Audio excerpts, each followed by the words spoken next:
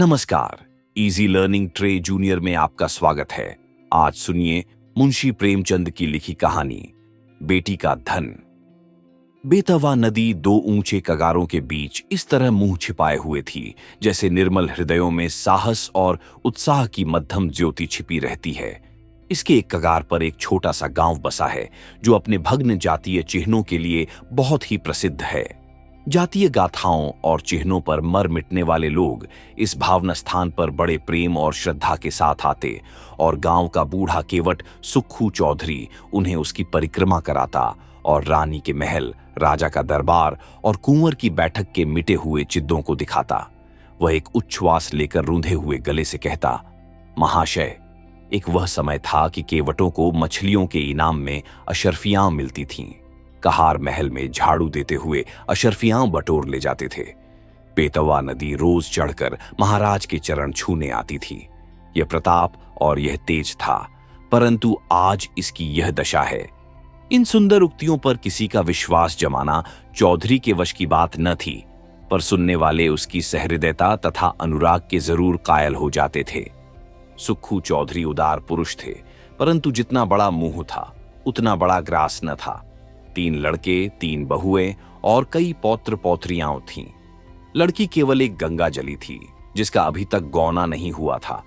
चौधरी की यह सबसे पिछली संतान थी।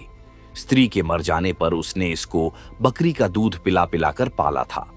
परिवार में खाने वाले तो इतने थे, पर खेती सिर्फ एक हल की होती थी। ज्यों त्यों कर निर्वाह होता था, परंतु सुक्खू की वृद्धावस्था और पुरातत्व ज्ञान ने उसे गांव में वह मान और प्रतिष्ठा प्रदान कर रखी थी जिसे देखकर झगड़ू साहू भीतर ही भीतर जलते थे। सुक्खू जब गांव वालों के समक्ष हाकिमों से हाथ फेंक फेंक कर बातें करने लगता और खंडहरों को घुमा फिराकर दिखाने लगता था, तो झगड़ू साहू, जो चपरासियों के धक्के खाने के डर से करीब नहीं फटकते थे, तड़प तड़प कर रह जाते थे। अतः वे सदा इस शुभ अवसर की प्रतीक्षा करते रहते थे जब सुक्खू पर अपने धन द्वारा प्रभुत्व जमा सकें। इस गांव के जमींदार ठाकुर जीतन सिंह थे, जिनकी बेगार के मारे गांव वालों का नाखों दम था। उस साल जब जिला मजिस्ट्रेट का दौरा हुआ और वह यहाँ के पुरातन चिन्हों की सैर करने के लिए पधारे, तो सुक्खू चौधरी ने दबी जबान से अपने गांव वालों की दूहक कहानी उन्हें सुनाई।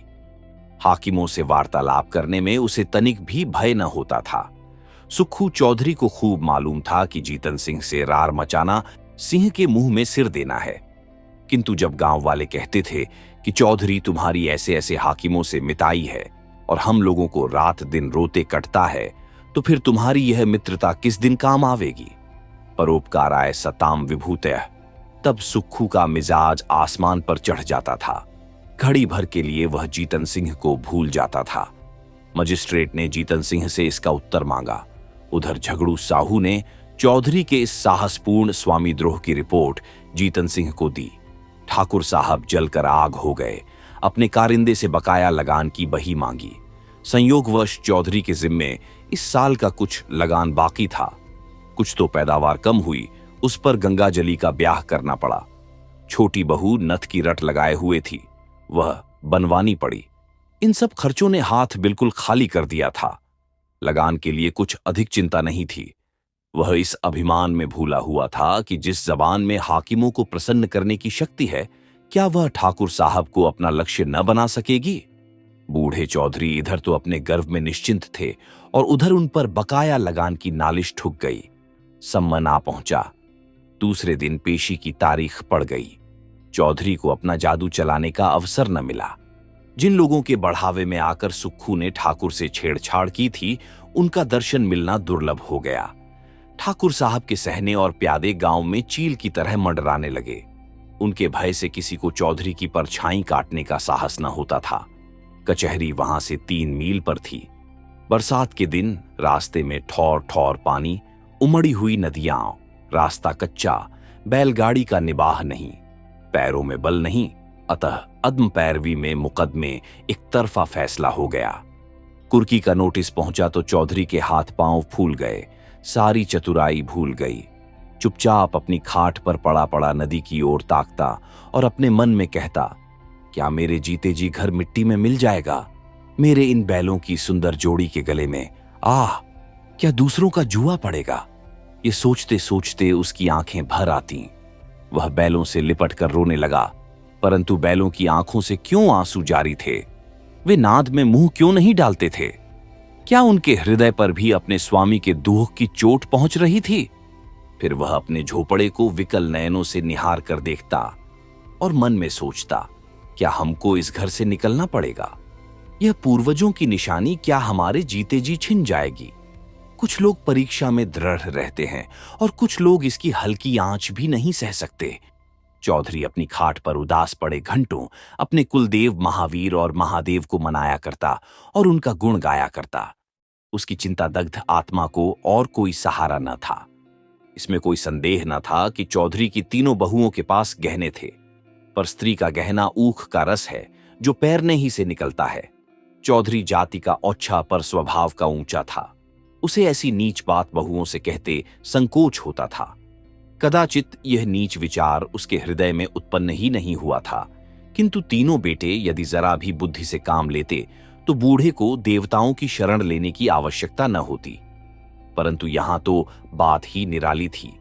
बड़े लड़के को घाट के काम से फुर्सत न थी। बाकी दो लड़के इस जटिल प्रश्न को विचित्र रूप से हल करने के मंसूबे बांध रहे थे। मंझले झींगुर ने मुंह बनाकर कहा, ऊह, इस गांव में क्या धरा है? जहां ही कमाऊंगा वहीं खाऊंगा, पर जीतन सिंह की मूंछें एक एक करके चुन लूंगा।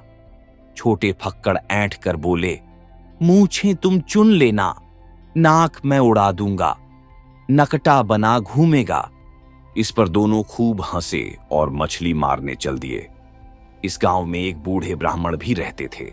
मंदिर में पूजा करते और नित्य अपने यजमानों को दर्शन देने नदी पार जाते, पर खेवे के पैसे न देते। तीसरे दिन वह जमींदार के गुप्तचरों की आंख बचाकर सुक्खू के पास आए और सहानुभूति के स्वर में बोले, चौधरी, कल ही तक मियाद है और तुम अभी तक पड़े पड़े सो रहे हो। क्यों नहीं घर की चीज ढूंढ ढांढ कर किसी और जगह भेज देते? न हो समधियाने पठवा दो, जो कुछ बच रहे वही सही। घर की मिट्टी खोदकर थोड़े ही कोई ले जाएगा। चौधरी लेटा था, उठ बैठा और आकाश की ओर निहार कर बोला, जो कुछ उसकी इच्छा है वह होगा, मुझसे यह जाल न होगा। इधर कई दिन की निरंतर भक्ति और उपासना के कारण चौधरी का मन शुद्ध और पवित्र हो गया था। उसे छल प्रपंच से घृणा हो गई थी। पंडित जी जो इस काम में सिद्धहस्त थे, लज्जित हो गए। परंतु चौधरी के घर के अन्य लोगों को ईश्वरेच्छा पर इतना भरोसा न था। धीरे धीरे घर के बर्तन भांडे खिसकाए जाते थे। अनाज का एक दाना भी घर में न रहने पाया। रात को नाव लदी हुई जाती और उधर से खाली लौटती थी। 3 दिन तक घर में चूल्हा न जला। बूढ़े चौधरी के मुंह में अन्न की कौन कहे, पानी की एक बूंद भी न पड़ी। स्त्रियां भाड़ से चने भुनाकर चबाती और लड़के मछलियां भून भून कर उड़ाते।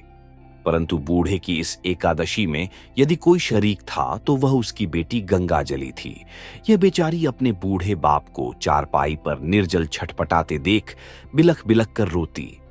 लड़कों को अपने माता पिता से वह प्रेम नहीं होता जो लड़कियों को होता है। गंगा जली इस सोच विचार में मग्न रहती थी कि दादा की किस भांति सहायता करूं। यदि हम सब भाई बहन मिलकर जीतन सिंह के पास जाकर दया भिक्षा की प्रार्थना करें तो वे अवश्य मान जाएंगे। परंतु दादा को कब यह स्वीकार होगा? वह यदि एक दिन बड़े साहब के पास चले जाएं तो सब कुछ बात की बात में बन जाए। किंतु उनकी तो जैसे बुद्धि ही मारी गई है।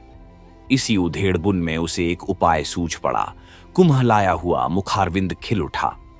पुजारी जी सुक्खू चौधरी के पास से उठकर चले गए थे और चौधरी उच्च स्वर से अपने सोए हुए देवताओं को पुकार पुकार कर बुला रहे थे। निदान गंगा जली उनके पास जाकर खड़ी हो गई। चौधरी ने उसे देखकर विस्मित स्वर में पूछा, क्यों बेटी, इतनी रात गए क्यों बाहर आई? गंगा जली ने कहा, बाहर रहना तो भाग्य में लिखा है, घर में कैसे रहूं? सुक्खू ने जोर से हाँक लगाई, कहां गए तुम कृष्ण मुरारी, मेरे दुहो खरो? गंगा जली खड़ी थी, बैठ गई और धीरे से बोली, भजन गाते तो आज 3 दिन हो गए। घर बचाने का भी कुछ उपाय सोचा कि इसे यूं ही मिट्टी में मिला दोगे। हम लोगों को क्या पेड़ तले रखोगे? चौधरी ने व्यथित स्वर से कहा, बेटी, मुझे तो कोई उपाय नहीं सूझता। भगवान जो चाहेंगे होगा। वेग चलो गिरधर गोपाल, काहे विलंब करो। गंगा जली ने कहा, मैंने एक उपाय सोचा है, कहो तो कहूं। चौधरी उठकर बैठ गए और पूछा, कौन उपाय है बेटी? गंगा जली ने कहा, मेरे गहने झगड़ू साहू के यहां गिरों रख दो। मैंने जोड़ लिया है, देने भर के रुपए हो जाएंगे। चौधरी ने ठंडी सांस लेकर कहा, बेटी, तुमको मुझसे यह बात कहते लाज नहीं आती? वेद शास्त्र में मुझे तुम्हारे गांव के कुएं का पानी पीना भी मना है। तुम्हारी ड्योढ़ी में भी पैर रखने का निषेध है। क्या तुम मुझे नरक में ढकेलना चाहती हो? गंगा जली उत्तर के लिए पहले ही से तैयार थी। बोली, मैं अपने गहने तुम्हें दिए थोड़े ही देती हूं। इस समय लेकर काम चलाओ, चैत में छुड़ा देना। चौधरी ने कड़क कर कहा, यह मुझसे न होगा। गंगा जली उत्तेजित होकर बोली, तुमसे यह न होगा तो मैं आप ही जाऊंगी। मुझसे घर की यह दुर्दशा नहीं देखी जाती। चौधरी ने झुंझलाकर कहा, बिरादरी में कौन मुंह दिखाऊंगा? गंगा जली ने चिढ़कर कहा, बिरादरी में कौन ढिंढोरा पीटने जाता है? चौधरी ने फैसला सुनाया, जगहसाई के लिए मैं अपना धर्म न बिगाड़ूंगा। गंगा जली बिगड़कर बोली, मेरी बात नहीं मानोगे तो तुम्हारे ऊपर मेरी हत्या पड़ेगी। मैं आज ही इस बेतवा नदी में कूद पड़ूंगी। तुमसे चाहे घर में आग लगते देखा जाए, पर मुझसे तो न देखा जाएगा। चौधरी ने ठंडी सांस लेकर कातर स्वर में कहा, बेटी, मेरा धर्म नाश मत करो। यदि ऐसा ही है तो अपनी किसी भावज के गहने मांग कर लाओ। गंगा जली ने गंभीर स्वर में कहा, भावजों से कौन अपना मुंह नोचवाने जाएगा? उनको फिक्र होती तो क्या मुंह में दही जमा था? कहती नहीं। चौधरी निरुत्तर हो गए। गंगा जली घर में जाकर गहनों की पिटारी लाई और एक एक करके सब गहने चौधरी के अंगोछे में बांध दिए। चौधरी ने आंखों में आंसू भरकर कहा, हाय राम, इस शरीर की क्या गति लिखी है? यह कहकर उठे। बहुत संभालने पर भी आंखों में आंसू न छिपे। रात का समय था। बेतवा नदी के किनारे किनारे मार्ग को छोड़कर सुक्खू चौधरी गहनों की गठरी कांख में दबाए इस तरह चुपके चुपके चल रहे थे मानो पाप की गठरी लिए जाते हैं। जब वह झगड़ू साहू के मकान के पास पहुंचे तो ठहर गए। आंखें खूब साफ की, जिससे किसी को यह न बोध हो कि चौधरी रोता था। झगड़ू साहू धागे की कमानी की एक मोटी ऐनक लगाए बही खाता फैलाए हुक्का पी रहे थे और दीपक के धुंधले प्रकाश में उन अक्षरों को पढ़ने की व्यर्थ चेष्टा में लगे थे जिनमें स्याही की किफायत की गई थी। बार बार ऐनक को साफ करते और आंख मलते, पर चिराग की बत्ती उकसाना या दोहरी बत्ती लगाना शायद इसलिए उचित नहीं समझते थे कि तेल का अपव्यय होगा। इसी समय सुक्खू चौधरी ने आकर कहा, जय राम जी।